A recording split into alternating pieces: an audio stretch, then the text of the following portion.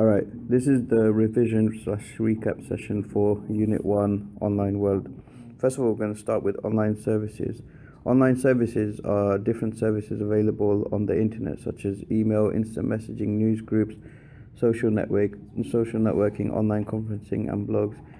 There's different types of online services you can get as well, like media and banking and so on. Email is one of the most common one because everyone uses it every day to communicate. Instant messaging is also a type of online service, but then you have different online services that break into different categories, and then you've got the media types and then entertainment types and banking and e-commerce, and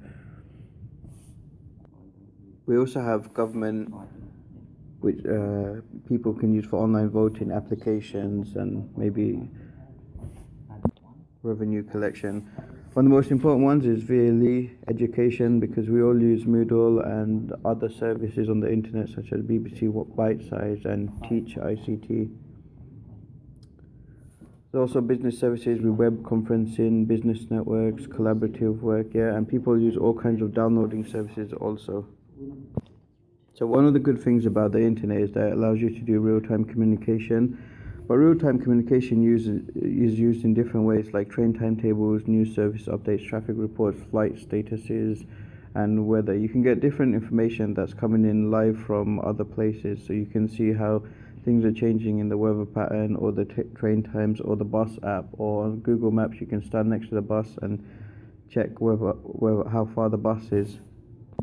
So going back to virtual learning environments, we use Moodle to upload work, and then we can also check students' work with it. We can also communicate using Moodle. So there's different uses for virtual learning environments, or VLEs as it's known. So moving on to online documents. Online documents are different things that can be found online, so there's a bunch of different documents you can get online, such as Word documents, PDFs, websites could be considered online documents. There's different uses for them. So using online documents or document services, you can create documents, you can collaborate with other people, you can share documents, and the good thing about using an online program is that it's always got automatic backup. When transferring data online, one of the important things to remember is that sometimes you might need to compress the data. So when you're compressing data, it loses some of the unnecessary information that you don't need. So different types of files are always compressed. If you get an MP4 file or an MP3 file, that's usually compressed. Images are also compressed because a JPEG is a compressed format of something called a RAW file. A RAW file you usually take on a DSLR camera, one of the big cameras, but when you want to publish the picture, it will probably be a JPEG, and it will get rid of some of the unnecessary information like the metadata or some of the colors or some of the details that you probably can't see. You can compress files and folders using compression software, something like Zip, WinZip or WinRAR should be able to compress documents together and take out some of the information that it doesn't need, creating a smaller file overall. You can also use the same programs to expand the files. Expanding means taking the files back to the original condition. So if you compress it and it becomes smaller and loses some of the data, expanding will open the folder or the file and add the information back in. So online softwares have their advantages, because using online softwares you can access them anytime, any place. You might have to log into it, which is a downside, but if you forget your password, then it creates a whole other problem. But online softwares, you can create documents with them, and then you can also send them and share them with other people, and they usually have automatic backup and storage. The good thing is also that if you leave your memory stick at home or your computer at home, then you can access it from anywhere. There are also a very good range of free online softwares such as Google Documents. You can also get Windows 365 free with the college. With standalone software, which means software in your computer which you've installed from either the internet or a CD, you can only use it in that one device unless you have multiple copies in different locations. But if you only have that software in that device, then you won't be able to use it comparing it to online software. Okay, moving on to social networking. So there's different social networking websites: Facebook, YouTube, Instagram, Twitter, LinkedIn.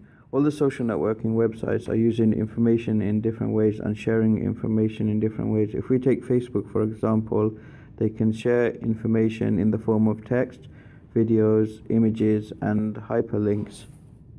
If you look at something like Instagram, then the main form of sharing information is images and videos, but you can also comment on the bottom and communicate with each other like that.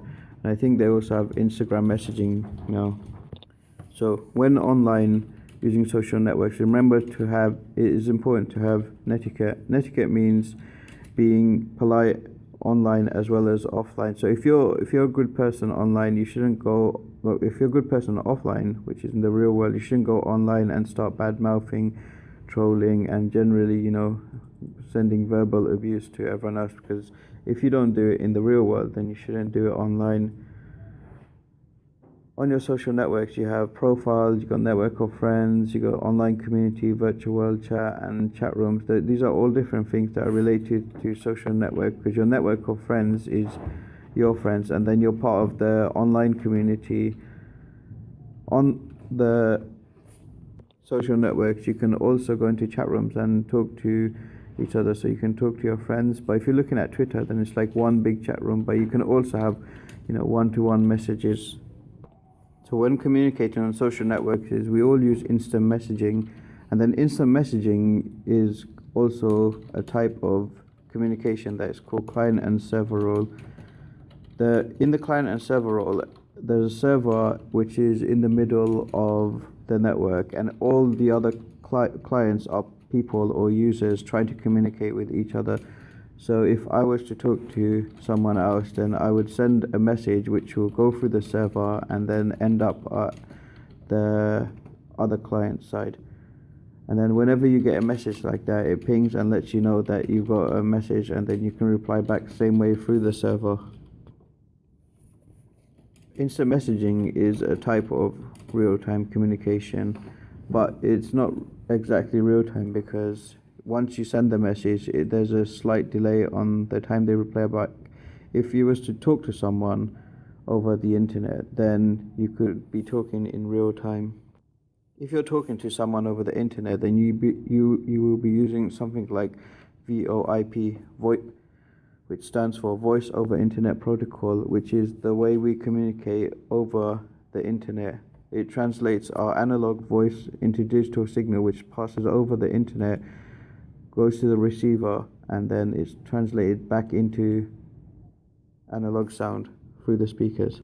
There's a number of different ways that you could communicate, or using different applications like WhatsApp, Tango. You could also use Skype to talk and video call.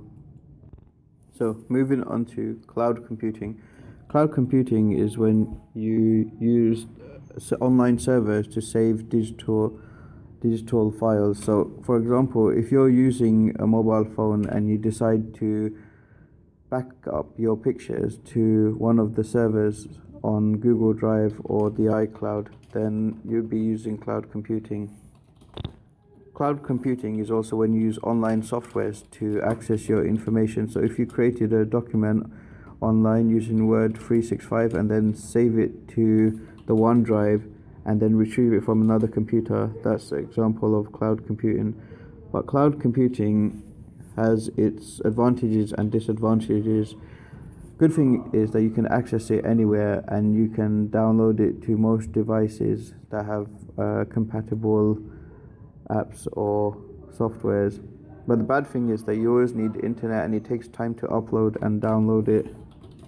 Cloud computing can work as a long-term backup, because you could save all your information to services like Dropbox, which you could store up to maybe a terabyte of data if you pay for it. So you get a certain amount for free. I think it's like 25 gigabytes, And then if you want more space, if you have loads of family pictures and videos and so on, and you don't have the space at home, then you could back it up, but you might have to pay for it. So cloud computing relates to our next topic, which is ubiquitous computing. And what ubiquitous computing means is that microprocessors are embedded in everyday objects. So there are several examples of microprocessors being embedded into everyday objects. The first example I got for you is the Oyster card, because the Oyster card, you can now use it to travel from place to place. You can also use it to hold money. If you're using an Oyster card, then you've been using ubiquitous technology. We also now have the Visa card with contactless on it, which is the wireless technology embedded into it. So they have like RFID chip, which you can use to pay for things and also travel. Instead of just using the chip and pin everywhere, you can just tap the sensors or readers and it will let you travel or pay for things. Some other examples of ubiquitous computing are a fridge that monitors supply, stock control and location in a warehouse, pet collars. Sometimes they embed animals with microchips that can say where the pet is in case they get lost, or they can read the pet and see if it has a chip on it and it will say who the owner is. One of the examples of us using it daily is that we come into the college and then we tap on the barriers with our ID cards. It lets us in and it records that we entered the building. I also tap on the doors, and then when I go back to the barriers, it takes that information back that I've accessed that door and sends it to the central database. So going back to RFID. RFID stands for radio frequency identification, but there is also something like RFID called NFC. And the difference between them is that NFC is the newer version of RFID, because RFID has been around for a while. You might see it on your key fobs when you're going into your flat, or you might have to go to work or college to tap in and get through the barriers. NFC is just the newer version of RFID, but it also allows for two-way communication, where RFID is one-way communication. So that's an example of simplex and half duplex. So you can communicate one way with RFID, but NFC you can do both ways, but one at a time.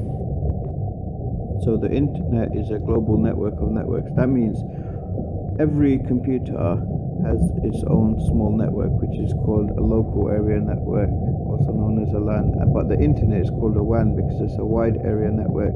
Each building that you see around you, including the college, has its own network, or the intranet sometimes we call it. But that network is only restricted to users inside the building. If we want to go outside the building and join another network, for example Google's network or Facebook's network or YouTube's network, then we have to type in the address at the top of the address bar, which is also called the domain name.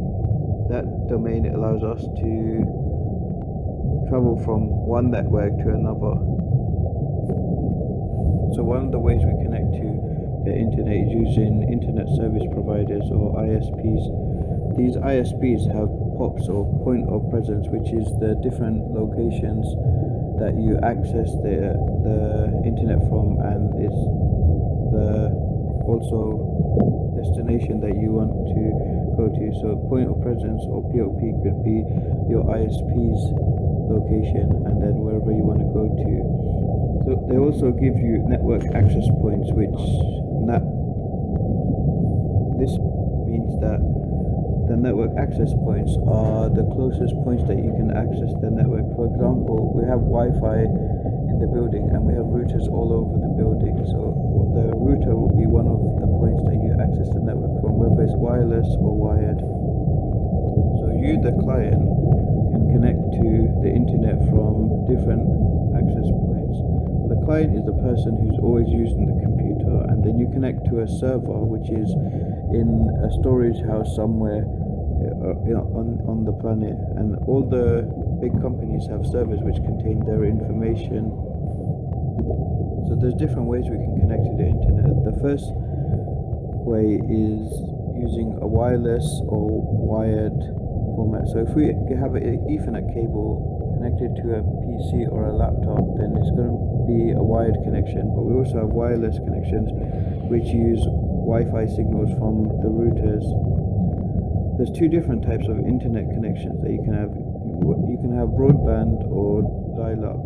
The dial-up is the older method and uses the phone line to dial up to the internet, and it gives you a connection and you can access information, but it's slower and can cut off if someone picks the phone up.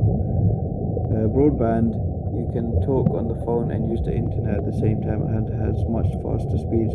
There's also now optic fiber, which is a much faster version of broadband, and you can get up to 50 megabytes.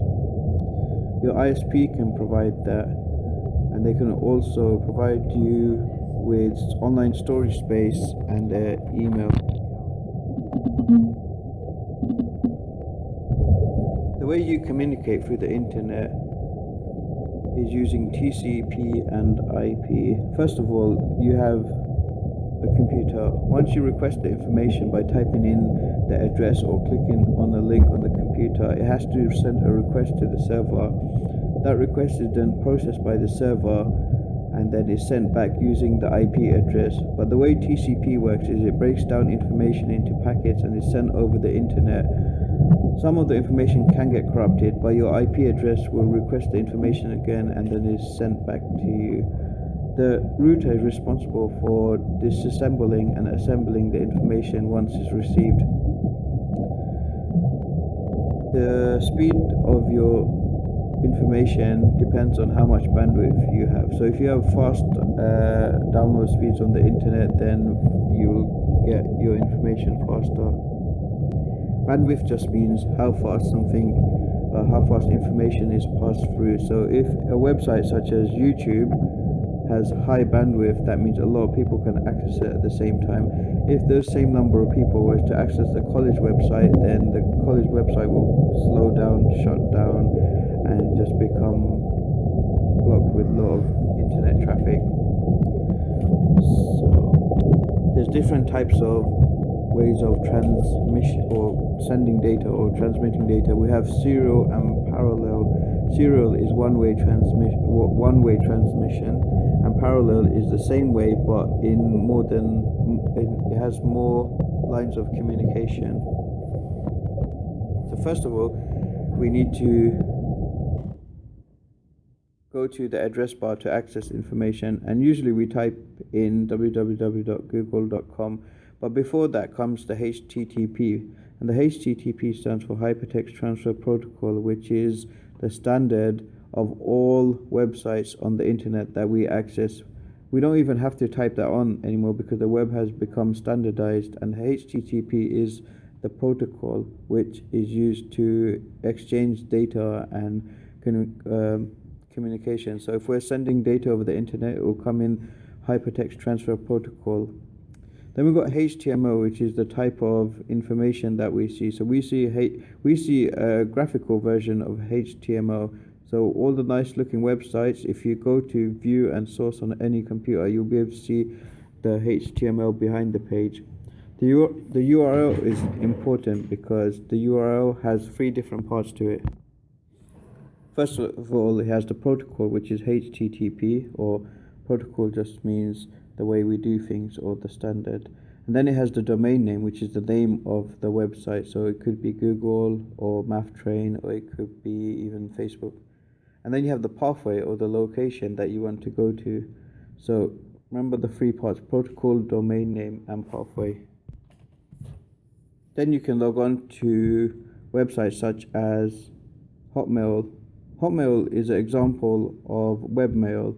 There's also something called email, because the difference between the two are email is located on your computer and webmail is located online. So if you have Outlook on your computer, that's a program that was installed probably with Windows or in Office. That's an example of email. But webmail is the one we access online. So if you went to Outlook online, that would be an example of webmail. So Data is transmitted in different ways. First of all, we have simplex, then we have halfplex, and then we have duplex. Simplex means one-way transmission. Half duplex means two-way transmission, but only one at a time. And duplex means transmission in both ways at the same time. So example of simplex is a remote control. You can only send information to the TV. Half duplex example is walkie-talkies, because one person can talk at a time. And duplex, an example, is a mobile phone, because both users can talk at the same time. So when you're transferring, so when data is being processed online, it's usually done either on the client side, which is your side, or the server side. So one of the examples of client side. So processing on the internet usually happens either on the client side, which is your computer, or the server side, which is the big computer at the other end. For example, Google, Facebook, YouTube, or GSM Arena. Server-side processing is when information is processed on the server. So for example, if you're using eBay, the information will be processed on the server side, because eBay has all the information that you need, and eBay has other users logging on to the website and submitting data such as bids or buy it now information or something else. And that information is passed out to all the clients. Client-side processing is when information is processed on your side. For example, if you hover over a word and something else pops up, like a little bubble or a question, then that's client-side processing. Also, hotspots. If you move your mouse over images and pictures, and when you see a little word pop up or given a description for the picture, that will be example of client-side processing. One of the things you have to remember is database management system. What is a database management system? It's basically a system that you can use to store information. One of the advantages of a database management system is that all your information is in the same place, and you can access it, you can filter it, and you can sort your information. You might also be able to print information if it allows you.